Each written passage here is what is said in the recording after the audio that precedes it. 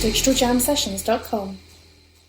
Hello and welcome to this Digital Jam session. Today we've got a full house and we're joined by our regular Sanj. Welcome back, Sanj. Hey. We've also got Haz in the room with us today as well. Hi. And we've got Alex on Skype and also Dennis on Skype. Hi guys. Hi there. Hello. So, because you're a regular, Sanj, I'm going to ask you to go first so that everybody else is ready to follow in your footsteps. But can you tell us a little bit about who you are, what you do? So my name's Sanj. I'm the experiential producer at Halition. We are a digital design creative agency that specialises in new tech. We've been around 6 years. We're specific mainly within luxury, and ultimately what we try to do is design, develop and produce technology platforms for our client base. Some of the clients that we've worked with, so our biggest client are LVMH, who look after Moet Hennessy, Louis Vuitton, amongst loads of other really powerful luxury brands, but also the Kering Group. As I said before, we specialise mainly within luxury, but we also work within entertainment and also work within the government as well. We do a lot of design work for them as well. Sanj, you didn't talk about Tupac. Come on. Yeah, and my kind of forte within technology is mainly within holographics. And one of the big projects I worked on, I was part of the team that delivered the Tupac hologram at Coachella back in 2012, which broke digital PR records and won titanium at the Cannes Lions. Wonderful. And Haz, would you like to explain who you are and what you do? I'm not sure I'm going to top Sanj, but I'm going to try, especially the Tupac one. I am Haz, and I am a filmmaker with a very heavy visual effects background. So I've been in the visual effects industry for about 15 years, worked on movies like the Batman series, Hellboy, and moved up to, recently transitioned into film directing. I got that break basically by doing a couple of short films, and a few of them went viral. And got signed to a Hollywood manager and Hollywood agent, and currently on my first feature film. The thing about my short films are they've got a common sort of like ground. They're very grounded sci-fi. They delve into future of AI, future of technology, but just wrap it up into something that's very entertaining. So that's why I am. Wonderful. And Dennis, why don't you tell us all about what you do? I will start by telling you not what I do, but kind of create this little overlap in what we do. So on Batman, the funny story is that when they filmed the last leg, they actually did that at my building, and Warner Brothers ended up paying us for using our rooftop, and the whole setting for the New York Stock Exchange is at our front door. So I certainly have a relationship with that, and I remember the $40,000 which they paid us to kind of borrow it. So that's how I have a relationship with Batman. That said, though, we are about 50 propeller heads in a basement somewhere in Manhattan trying to create this intelligent agent that can act on your behalf as a personal assistant to set up your meetings. So not as an app or not as a web service or a plugin or an extension, but this agent that exists really only over email. So you can say things such as, "Hey, Amy, please set up a meeting between Tanya and I. Come early next week," and then Amy will have this very human-like dialogue back and forth on exactly what day, what time, what place, and under what constraints, and upon conclusion, send out the invite. And if she does well, you wouldn't ever know that she was a machine. Amy is actually very scary. I will say this from personal experience, having experienced Amy. She's frighteningly human. Yes, she is. Thank you very much. So that's what we've been kind of tinkering with for the last year and a half. Wonderful, thank you. And Alex, why don't you tell us all about what you do at Design Swarm? I'm a Canadian-Italian consultant, and I specialize in the Internet of Things. So I'm a product designer by training. I've been in London for 9 years now, and I have a product that I've designed called the Goodnight lamp, which is a family of internet-connected lamps. I'm sure they'll come up later, so I won't say too much about it. And I spend an awful lot of my time usually on airplanes and watching rom-coms as opposed to sci-fi, which everybody else sees to be interested in. I'm so glad that you bring a normal human element to this conversation, Alex, because there are far too many boys who are into sci-fi around this table. Always a pleasure. So, thank you very much for joining us today. And as I mentioned, we were kind of having a little bit of a chat earlier, and we were talking about the future of AI and this notion that actually The things that we see in sci-fi and on the screen are very, very close to reality. And this is kind of where Has kind of comes into play, I suppose, in as much as what we're seeing in films, whether it's, films like Dark Knight Rises, or whether, it's kind of very close to home sci-fi, that we're seeing things that aren't that far away from reality. And in the worlds that we all kind of operate in, certainly Sanj, some of the technology you're using is stuff that, on a movie screen, people will be like, oh my goodness, that's really sci-fi. But it's actually a reality, and we're seeing this stuff happen right now. And so I'm curious from your point of view, Has, what you think is the hallmark of not necessarily sci-fi, but sci-fact, I suppose is what we would call it, in terms of what you think are the things that really resonate with people when you're creating those stories. Well, first off, I like to split that in two. There is the actual creating the content, and then there's the actual content on the screen, which the audience experience. First off, in the 80s, films like Star Trek, we would look at flip phones, we'd look at holograms, and even Blade Runner. Blade Runner was way ahead of its time, one of my favourite films. We had, in Blade Runner, the opening scene, you have loads of screens up in the skyscrapers with Coca-Cola adverts on them. Today you go into Leicester Square, you have that exact thing. And if it's raining, and particularly if everyone's got neon umbrellas, it's Blade Runner. Flip phones, same thing, was in Star Trek. It's almost like films are like the test base or the pre-visualization of what you could have in the future. But the scary thing is it's happening incredibly fast. Yes. And then there's the actual making the content, which is what I'm really interested in what Sanj does, because, 10 years ago, or maybe, later than that, we would, if we wanted to do screen graphics or anything that was like, a guy walks into the room, there's all these screens or all these graphics. Usually you do that green screen, or you have blue screens everywhere on the monitor. You replace it in post. My recent short film Sync, I have played the contents back for real. I use a projector, and we don't even have this issue now where the screens flicker. We can adjust at the shutter speed, and we can actually have proper projections on people's faces, project onto buildings, onto geometry, and move the camera around. And not only the actors feel like they're in that environment interacting, which means their performance is really good. But from the audience, they're like, this feels so real. And the ironic thing is, it is real. Yes. And I think that's where it's going. So I think the way we make the movies with technology like hologram, virtual reality, augmented reality, all of those things with visual effects mixed in with the content, I think, we're getting to a future now where the lines are blurring, where people won't be able to tell the difference between, what is sci-fi and what is actual reality. Yeah. So, Sanj, from your perspective then, you're coming up with this stuff. You're coming up with content that, we're seeing in content. And we're seeing these campaigns that really do bring this stuff to life. From your perspective, what's the most exciting campaign that you've worked on recently where you do feel like it is very much just kind of bringing sci-fi to life? Yeah, no, totally. I think, I think you hit the nail on the head with regards to people's imaginations at the moment. Right now, there's a really famous quote by William Gibson, which basically talks about the future. What is the future? We get a lot of clients asking us, what's the next big thing? And what we say to them is, and it's the William Gibson quote, is, the future's now.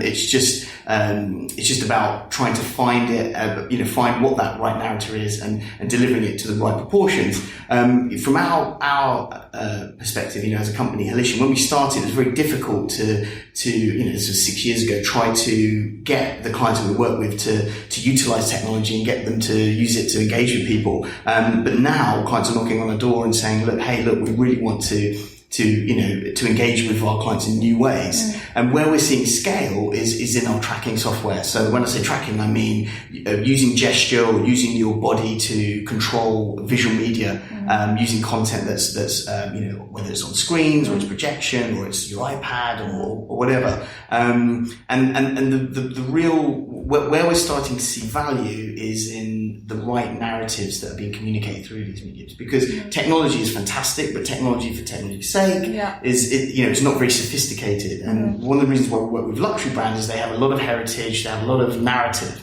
And to take that narrative and to communicate utilizing technologies is where we're finding the right balance. So going back to we're talking about Blade Runner. Those films, when we were younger, really kind of instigated a direction for us. Where are we going to go? How are we going to use our imagination and our creativity to do things? And now is the time to do that. I'm curious, Dennis, from your perspective on this, because Sanjay talks about a lack of sophistication, if you like, with certain types of technology and artificial experiences, whether that's AR or VR. I'm curious from your perspective whether or not you feel that there is a degree of sophistication that can occur when you're using, technology in those ways. I think it's interesting because most of the software that we've been using over the last 2, 3, 4 decades have been extremely tangible. There's a keyboard, there's a mouse, there's a UI, there's a set of buttons, a drop-down box, and so on and so forth, and you can have a relationship with that. But I do think that we are just on the verge of seeing software disappear, for where the most sophisticated software that you will interact with, you won't really have kind of a tangible component to, for where there's nothing to click here. And if you look at some of the items that I respect the most, which is how do you optimize the battery in a Tesla car so that you can go another 15 miles? That is not software that you look at or interact with, but it's extremely sophisticated. Or how does Google Maps figure out how to get from Midtown to Wall Street, where I live, in the most optimal route at this moment in time? Or how does Amy really figure out what to say to that next person when they said, I can't do any time next week, but choose between 1 and 2? How does he figure that out? And it's not something which you can touch. And I certainly don't envy people in entertainment, for where what they're supposed to do is supposed to be extremely visual. But most of the sophistication is about to disappear. And what do you do now then? So for me, I think if I were to kind of put that into a few words, I think of it really as invisible software. And that's how we've been thinking about it around the office, where software disappears and you don't even recognize it as software anymore. It's interesting, actually, because one of the real hallmarks for me of true kind of interesting tech and innovation is when you just don't see it, when it's like magic has occurred. And that's one of those things that actually I want to get Alex to explain a little bit about her goodnight lamp, because in some ways that is kind of the magic is there when you interact with that kind of technology. So why don't you explain a little bit about the technology, Alex, and then I'm going to ask a few questions. So I've designed a family of internet-connected lamps called the Goodnight lamp. It's a big lamp and a set of little lamps. You give the little lamps away to anybody around the world, and when you turn the big lamp on, the little ones turn on. So if you have a family member in a different time zone and you want to let them know that now's a good time for a Skype call, or that you're around right now and you're generally available. If your grandmother lives on her own, even if she's just using it to read before going to bed, it's just a way for you to know that she's okay, she's all right. So I like to kind of qualify it as minimum viable presence. And we are currently using mobile networks. So it's actually a SIM card inside it that then means you don't need a Wi-Fi signal. You don't need a Wi-Fi connection at home, because people's grandmother might not have, or you might live in a part of the world that doesn't have such great connectivity. And so we're just using 2G.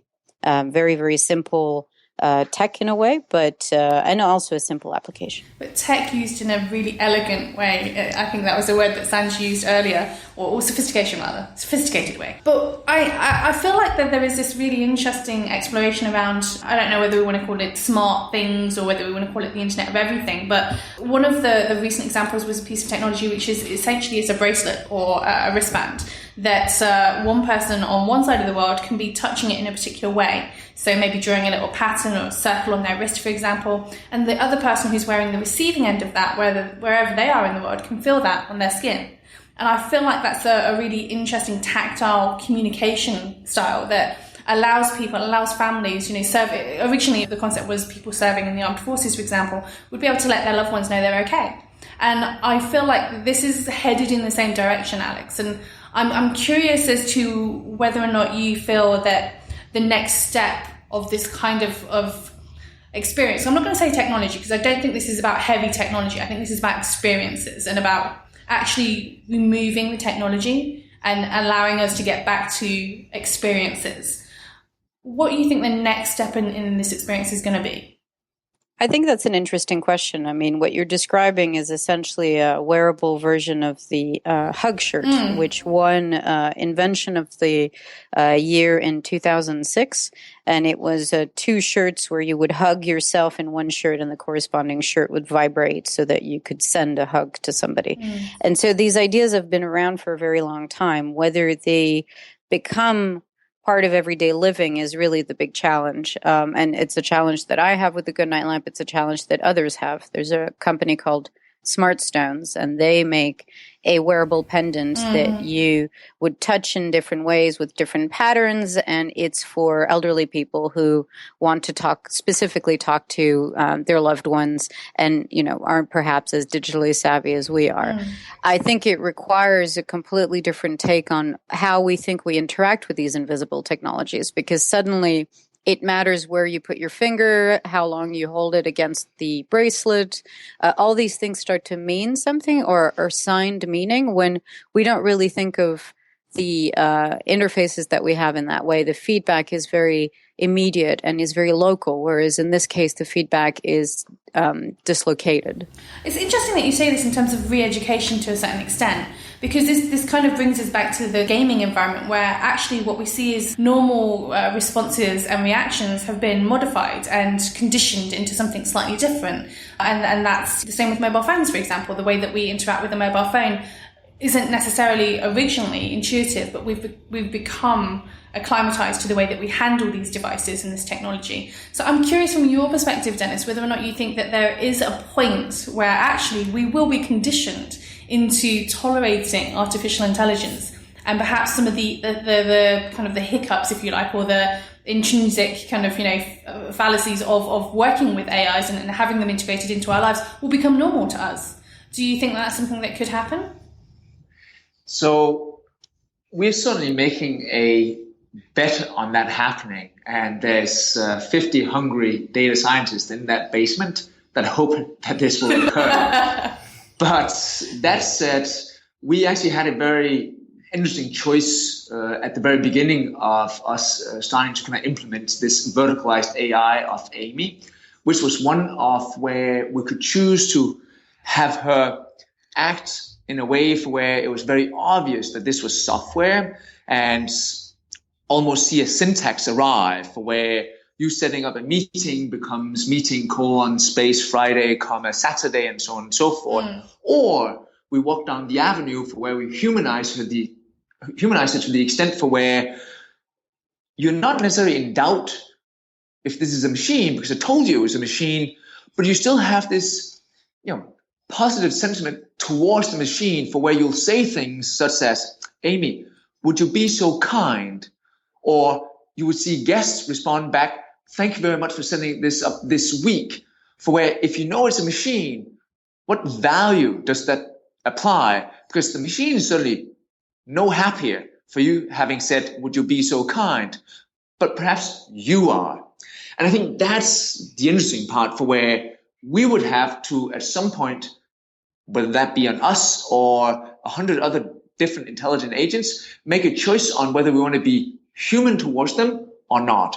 I think we're going to have better technology and actually a better world if we choose to treat them in a very human-like manner. And there's some very interesting research, which I won't bore you with, that they've done on kids, for where they see kids who's been given access to iPads and iPhones and what have you, very quickly learn that there is no kind of negative feedback in kind of treating Siri in a way that you just wouldn't treat another human being.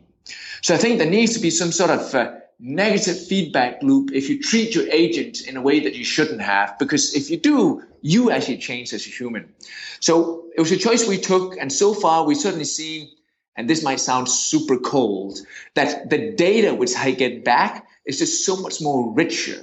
That means I can tease out more value when you speak to Amy as a human, because I can figure out when you say set something up with Dennis next week, does that really mean that it has to be next week, or is it just that I want to have a chat with Dennis next week, sure, or the week after, it doesn't really matter. So we can tease that out because you just have a slightly more relaxed way of speaking to the machine. So just fascinating, but I think it's a choice we have to make which avenue we take. The syntax-like, very what we've done in the past decades road, or the one for where we now need to figure out how do we humanize these agents. It's interesting that you say this, because certainly in the games industry there have been experiences or games that have been created where actually your interactions, when you're negative or abusive towards the AI character or whatever that thing might be, they take offense or they kind of, they give you a very sharp response, etc. But actually what that does for people is actually gives them more enjoyment, because they enjoy that almost kind of human reaction from the technology, and that's actually been very successful in the past. But I'm interested in kind of just shifting a little bit away from the software and the kind of invisible technology of this to the physical technology of this.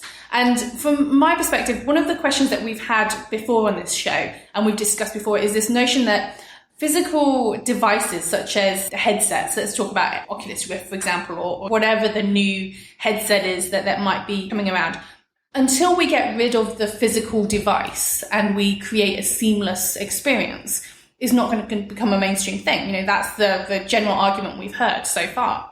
But I'm curious from your perspective, Sanj, because obviously you're working with this technology and this hardware. Do you think there's genuinely a possibility that we're going to get to a stage where there is no headset, there is no visor, there is no thing in your way to actually get in the way of the experience? Yeah, I mean, this is a real anthropological question. I mean, in my eyes, I believe in time. It could take 5 years, it could take 100 years. We will get to that stage. There are already companies out there that are fusing technological components with brain matter, with nervous systems and things like that. And there's many reasons for that. And the reality as well is, because of the way that our imaginations have been nurtured, since we've been kids, and beyond, there is a kind of hunger for that. People do want to fuse, human matter with technological matter. Have you been watching Kronos Project? Yeah. But I guess, I guess the reality is there's a huge hunger for it. Yeah. I mean, you look at some of the, the early 90s animes or some of the late 80s animes, you can see that, even though there were cartoons, these were really intelligent, very adult-focused conversations about the fusing of humanity with technology. And we talk about, films like Terminator, which is a successful story within that genre. The reality is people want it.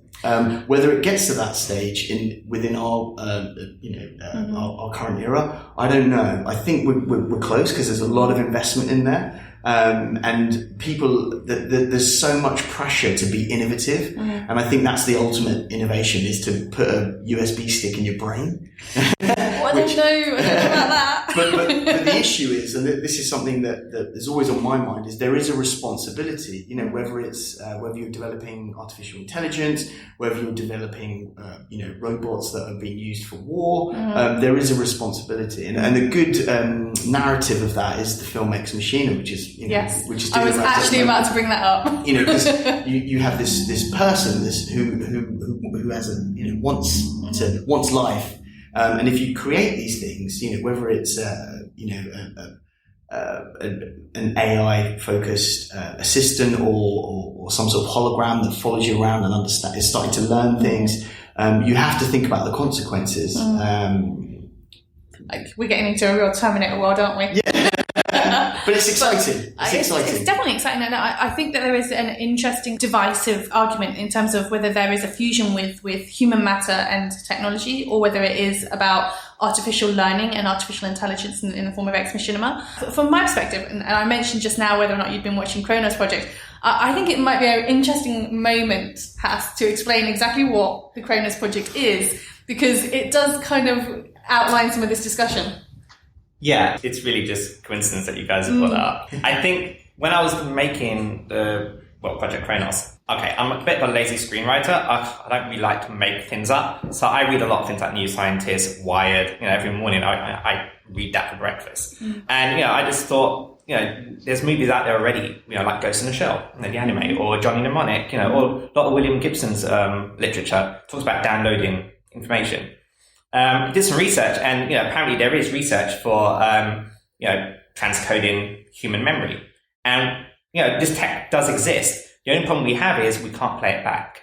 And that's not to say we can't do it like in the future. So I took that idea and thought, well, okay, we have two problems here. First, as humanity, we want to find our place in the universe. And that is to conquer solar systems and universe and stuff. But our human bodies can't survive interstellar travel. It just won't. Put them in cryogenic. Mm-hmm. Who knows if they'll wake up on time? Who knows how the body reacts to interstellar travel? Mm-hmm. But what if we were able to take a portion of something that's organic, seal it up in a very safe way, maybe cryogenically, and use that for transportation? And for the listeners, what he's referring to is the brain. Yeah, the brain, or the human consciousness, or memory, the mind. And I thought this was an interesting thing because it's something that anyone can relate to. And it's kind of what we're doing already. Part of my research I found while writing this film was there is places in America where you pay $100,000 to freeze yourself, cryogenically freeze yourself. And you sign a massive form saying, if this doesn't work, we're not going to give a refund. But people are signing up because they want to wake up in the future. And I think, even with things like what Dennis is creating with, the intelligent AI, or, an agent that's able to feel, that give the reaction human to the end user. I think that's all very interesting because all of this tech and all of this is based on our need for it.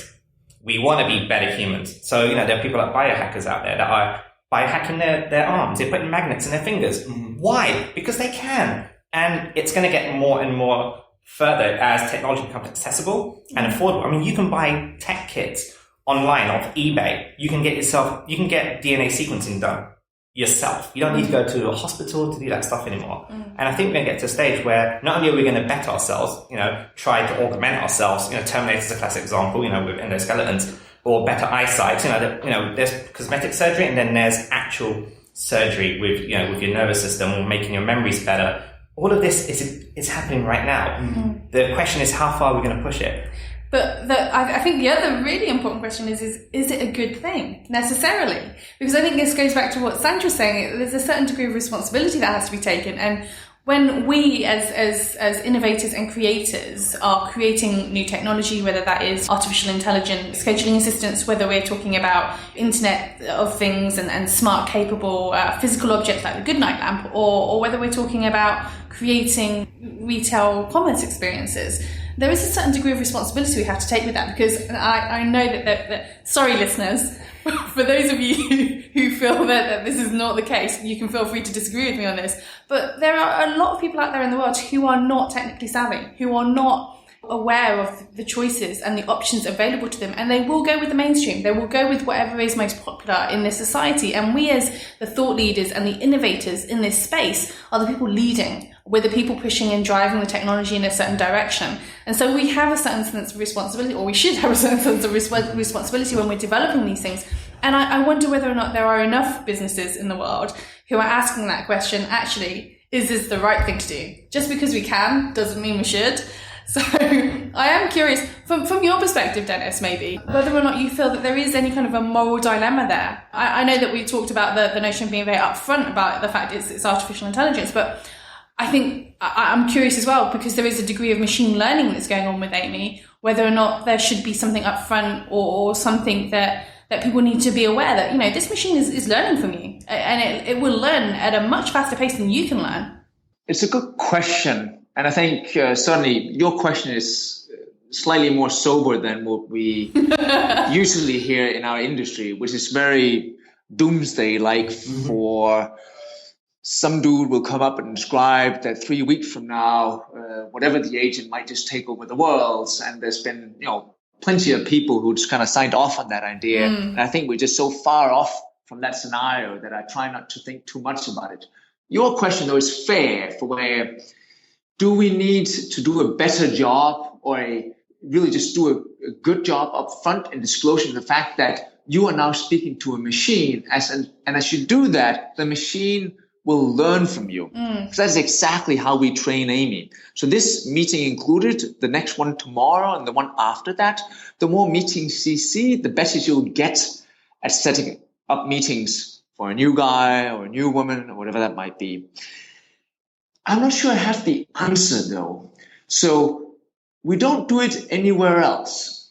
And I'm not sure it's as black and white as I went from this piece of software yesterday to this new piece of software tomorrow, and all of a sudden I need to have a massive disclosure up front. So when you use Google search, I think you have a very good understanding of the fact that that's a machine, but that most certainly learns from you.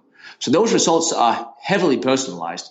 There's not too many disclaimers, though, on the fact that this is a machine for where we will assemble, a ton of knowledge so that when you come back tomorrow, you'll be a little bit happier. And there's software all around us for where that happens. I don't really think that intelligent agents is any different to that.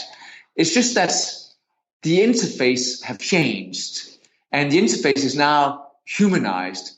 But does that mean that any humanized interface somewhat forces us into a massive disclosure? I'm not sure I believe in that. I know you want me to perhaps say I do, but I'm not so sure I personally do. I think we would have to accept the fact that some people might just not get it. Yeah. We see plenty of people who are, I wouldn't say confused, but just baffled by the fact that over the last 2 days in setting up this meeting, I've been chatting to a machine. Not necessarily offended, just kind of that moment of, so we reached that point. I didn't even know.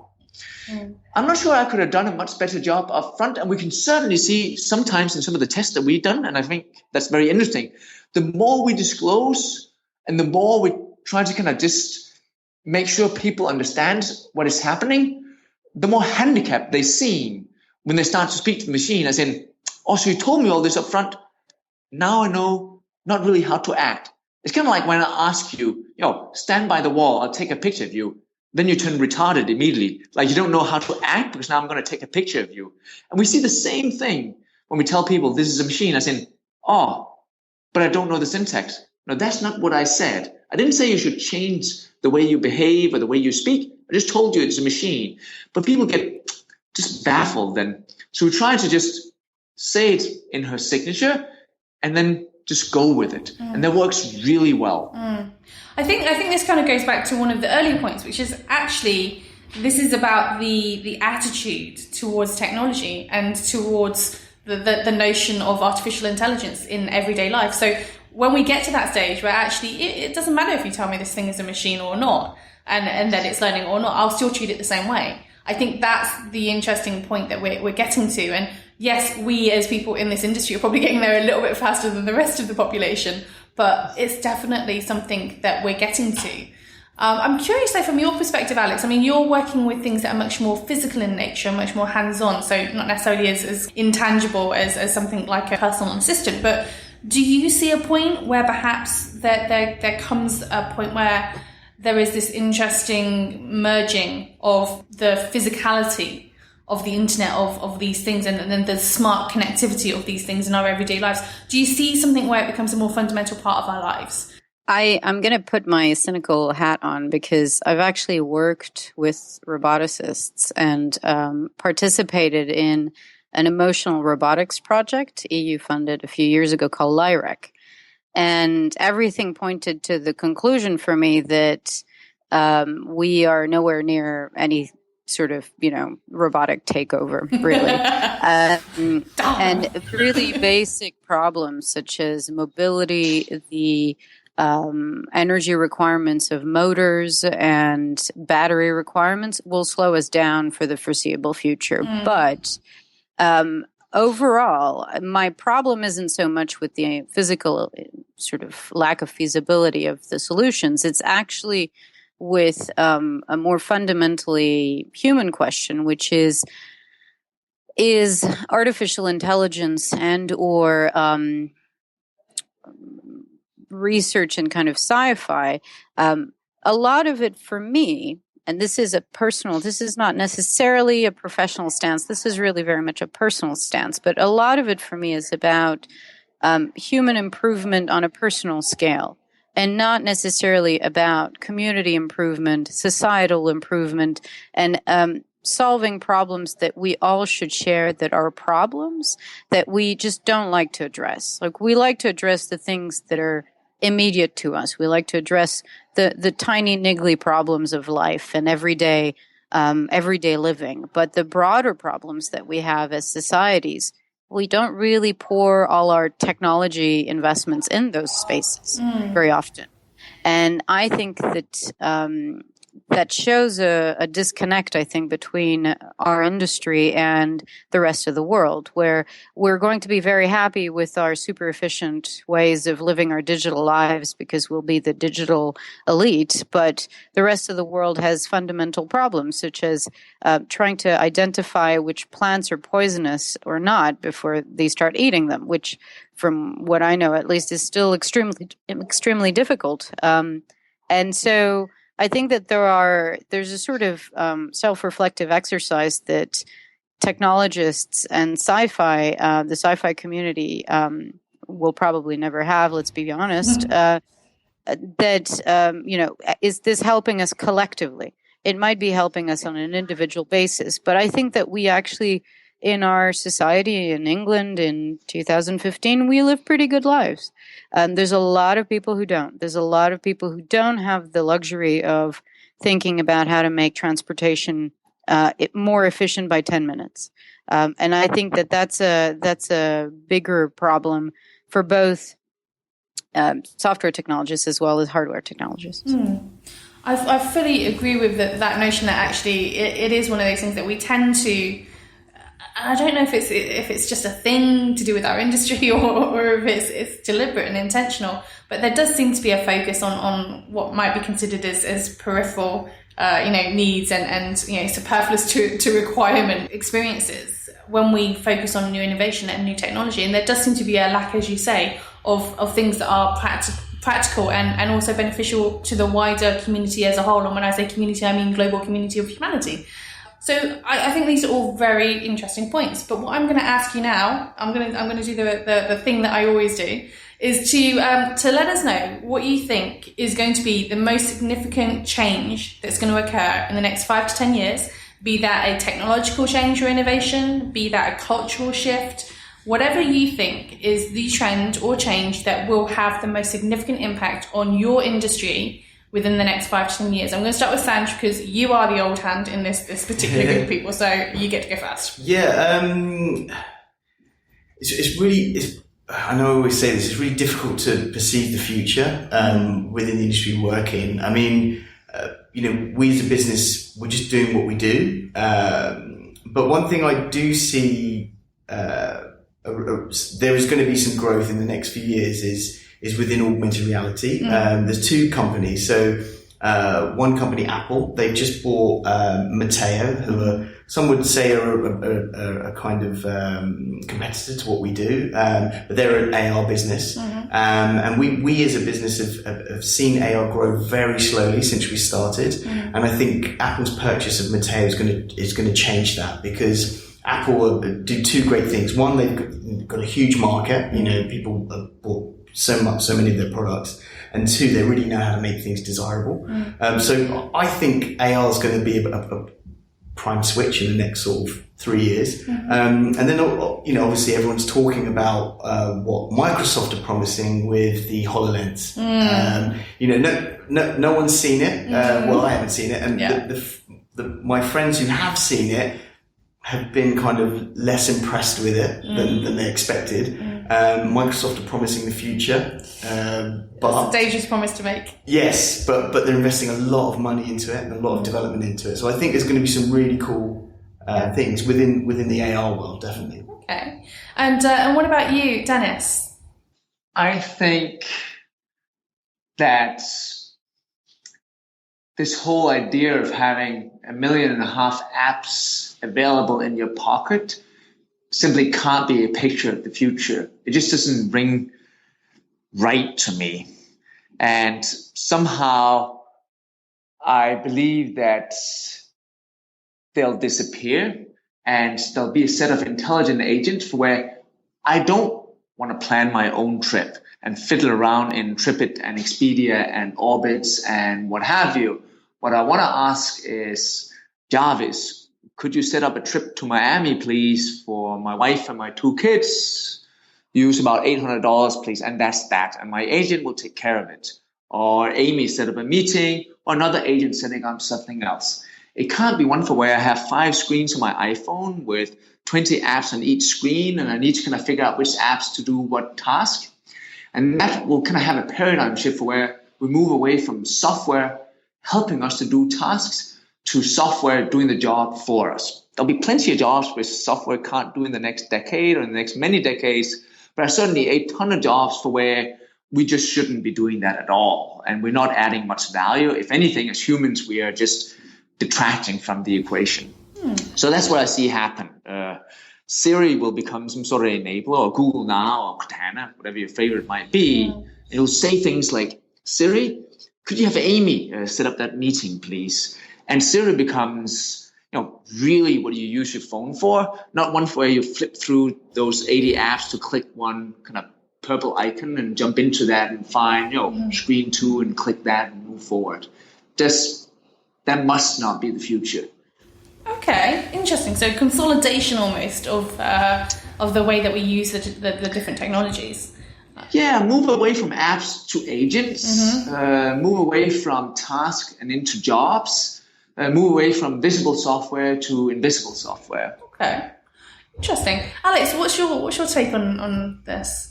I think that we're at a stage now where we have, without our knowledge, reached the stage of Homo ludens, which is not Homo sapiens, but man the player. We are endlessly distracted and capable of spending less than or more than 8 minutes without checking our phone, as per Microsoft research recently. We are really at a place in society where productivity is dropping and our economic landscape, the landscape around us, is changing very, very dramatically. So if anything, I think that we are going to be experiencing huge shifts in where technology sits and who invests in it and how useful it might be in the future with limited resources, both physically as well as economically. China's current currency changes, don't look good for the rest of us right now. And so I think that the changes are really going to be about the role of technology in our everyday life. I think that we are currently living in a time of great entertainment, and I think that will change. I don't know what that will look like, but I think that we will definitely go back to a time where we have to reconsider how we spend our time and what we do for, in terms of invention, in terms of innovation, how we actually contribute to that on a day-to-day basis.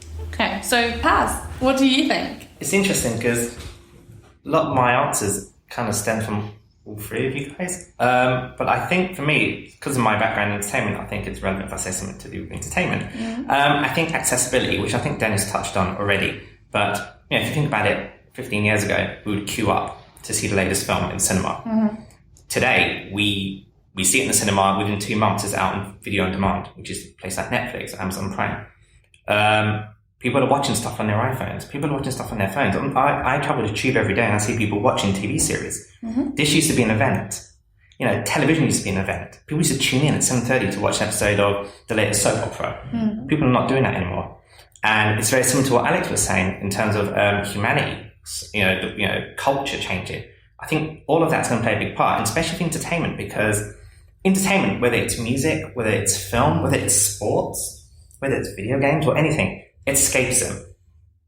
Humanity's always needed a form of escapism right back to the 1920s, right back to probably caveman days. There was some form of entertainment. Today, entertainment's quicker and it's more accessibility.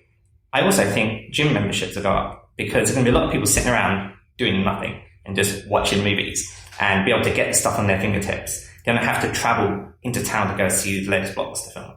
On the flip side, it's also challenging for the entertainment industry, which means now we're in a position like, well, if people are able to download these movies and watch them when they want, what's going to keep them from coming to the cinema? And that is immersive cinema, having more interactivity in cinema. Instead of just audio and visual, we have smell, we have 4D. We tried it with 3D and it sort of worked. But there's going to be a new form of entertainment where, we see things in 3D, maybe combined with VR. Maybe there's a new way of looking at virtual reality on the screen, which doesn't need headsets. But I think all of that plays a big part in this accessibility. Okay, interesting.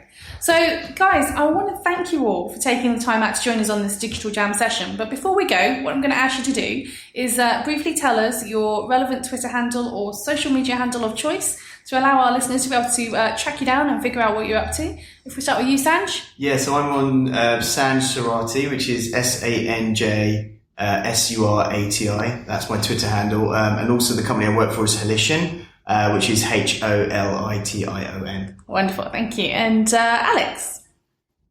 I am IoT Watch on Twitter. Dennis? I am Dennis Mortensen on Twitter, and the company is X.AI on Twitter as well. Wonderful. And Haz? I am HazVFX on Twitter. That's HAZVFX for visual effects. And if you want to see my short films, you can go to hazfilm.com, or on Vimeo, you can just type in hazfilm and you'll find my stuff. Wonderful. Well, thanks again, guys, for joining us. We really appreciate you taking time out to join us today. And thanks for listening. If you enjoy this content, don't forget to subscribe and review. Thanks again for listening. digitaljamsessions.com